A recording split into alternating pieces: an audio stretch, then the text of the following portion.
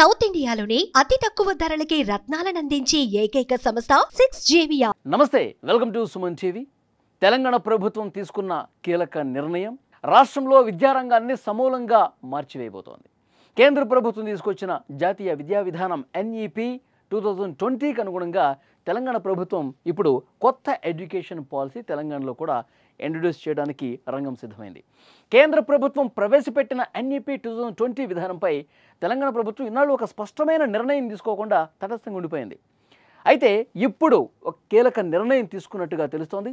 రాష్ట్రానికి ఒక కొత్త విద్యా విధానం కావాలని భావించింది. దీనికోసం 7 సభ్యులతో కూడిన ఒక ఉన్నత స్థాయి కమిటీని కూడా ఏర్పాటు చేసింది. ఆ కమిటీ ఈ కేంద్ర విద్యా విధానం మీద పరిశీలన జరుపుతుంది. అది రాష్ట్రానికి మేలు చేస్తుందా లేదా అధ్యయనం చేస్తుందన్నమాట. ఈ కమిటీకి ప్రభుత్వ సలహాదారు కేశవరావు చైర్మన్గా వ్యవహరిస్తారు. ఈ కమిటీలో MLA Kadiyam Srihari, Telangana education commission అధ్యక్షుడు ఆకునూరి మురళి, ప్రభుత్వ ప్రధాన కార్యదర్శి రామకృష్ణారావు, ఉన్నత విద్యామండలి అధ్యక్షుడు ఆచార్య బాలకృష్ణారెడ్డి వంటి ప్రముఖులు సభ్యులుగా ఉన్నారు. విద్యాశాఖ కార్యదర్శి యోగితా రాణా సభ్య కార్యదర్శిగా బాధ్యతలు నిర్వర్తిస్తారు.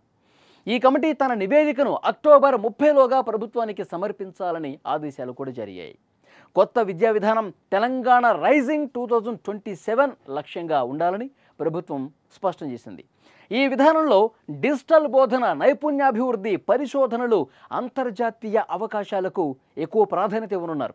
అంతేకాకుండా విద్యా సంస్థలు, పారిశ్రామిక రంగం మధ్య సంబంధాలు బలోపేతం చేసే సూచనలు కూడా ఈ కమిటీ ఇవ్వబోతుంది. అంటే ప్రాక్టికల్గా కూడా ఈ ఎడ్యుకేషన్ ఉండే విధంగా ఈ కొత్త విద్యా విధానం ఉంది. ఎందుకంటే ఎప్పుడు అకాడమిక్గా క్లాస్ రూమ్లోనో కూర్చొని, స్కూల్లోనో కాలేజీలోనో కూర్చోవడం కాదు, ఎక్కడైతే మనం భవిష్యత్తులో పనిచేయాలో, ఎక్కడైతే సాంకేతికంగా డెవలప్ అయినటువంటి ఆ ఫ్యాక్టరీలు కావచ్చు, IT కంపెనీస్ కావచ్చు, ఇంకా ఇతర పారిశ్రామిక రంగం కావచ్చు, అక్కడికి వెళ్ళి విద్యార్థులు ప్రాక్టీస్ చేస్తే కనుక, అక్కడికి వెళ్ళి విద్యార్థులు అక్కడ ప్రాక్టికల్గా నాలెడ్జ్ పెంచుకుంటే కనుక వాళ్ళు భవిష్యత్తుకి ఒక మంచి మార్గం ఏర్పడుతుందనే ఉద్దేశంతో ఇలాంటి ఎడ్యుకేషన్ని ఈ కొత్త విద్యా విధానంలో తీసుకొచ్చినట్టుగా తెలుస్తోంది.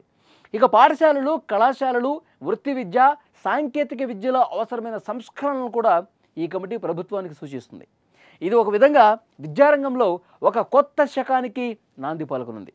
కేంద్ర ప్రభుత్వం దేశవ్యాప్తంగా ఈ విద్యా వ్యవస్థను సమూలంగా మార్చాలన్న లక్ష్యంతో NEP 2020ని తీసుకొచ్చింది. ఈ విధానం దాదాపు 34 ఏళ్ల తర్వాత తీసుకొచ్చిన కొత్త విధానం. చివరిసారిగా 1986లో జాతీయ విద్యా విధానాన్ని రూపొందించారు. కాలానికి అనుగుణంగా విద్యా వ్యవస్థలో మార్పులు తీసుకురావడం, విద్యార్థుల్ని భవిష్యత్తు అవసరాలకు తీర్చిదిద్దటం ఈ విధానం యొక్క ప్రధాన లక్ష్యంగా కనిపిస్తోంది. అయితే ఈ NEPలో ఉన్న ముఖ్యమైన మార్పులు ఏంటో ఒకసారి మనం గమనించాలి. ఈ విధానంలో ముఖ్యంగా 5+3+3+4 పద్ధతి ఇందులో ఉంచారు. అంటే ఇప్పటి వరకు 10+2 విధానం ఉంది కదా, దానికి బదులుగా ఈ కొత్త పద్ధతిని ప్రవేశపెట్టారన్నమాట. ఇందులో 3 ఏళ్ల ప్రీ స్కూల్తో కలిపి 5 సంవత్సరాల ఫౌండేషనల్ దశ, ఆ తర్వాత ప్రిపరేటరీ, మిడిల్, సెకండరీ దశలు ఉంటాయి. కేవలం పుస్తకాలకే పరిమితం కాకుండా విద్యార్థులకు ఆచరణాత్మకమైనటువంటి విద్యను అందించడం మీద ఈ విధానం దృష్టి పెడుతుంది. 6వ తరగతి నుంచే కోడింగ్ నేర్పిస్తారు. విద్యార్థులు తమకు నచ్చిన సబ్జెక్టులు ఎంచుకునే అవకాశం కల్పించడం ఈ విధానంలో మరొక ముఖ్యమైన అంశం. ఫర్ ఎగ్జాంపుల్, ఒక విద్యార్థి సైన్స్ చదువుతూనే మ్యూజిక్ కూడా నేర్చుకోవచ్చు. ఉన్నత విద్యలో మల్టిపుల్ ఎగ్జిట్ ఆప్షన్స్ ఉంటాయి. అంటే డిగ్రీ కోర్సులో మధ్యలో ఆపేసినా వారికి సర్టిఫికేషన్ లభిస్తుందన్నమాట.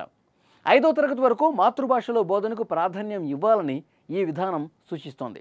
సో ఇలాంటి కొన్ని మార్పులు చేర్పులైతే ఇందులో స్పష్టంగా కనిపిస్తున్నాయి. విద్యార్థుల భవిష్యత్తును దృష్టిలో పెట్టుకుని, వాళ్ళ అభిరుచుల్ని దృష్టిలో పెట్టుకుని ఈ మార్పులు చేసినట్టుగా కనిపిస్తోంది.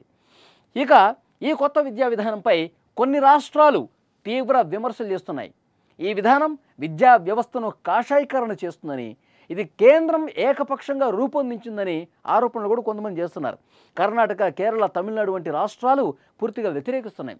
తెలంగాణ మాత్రం ఇప్పటివరకు తన నిర్ణయాన్ని అధికారికంగా ప్రకటించకుండా తటస్థంగా ఉంది. అయితే ఇప్పుడు కర్ణాటక, తమిళనాడు మాదిరిగానే తన సొంత రాష్ట్ర విద్యా విధానాన్ని ప్రకటించేందుకు సిద్ధమవుతుంది.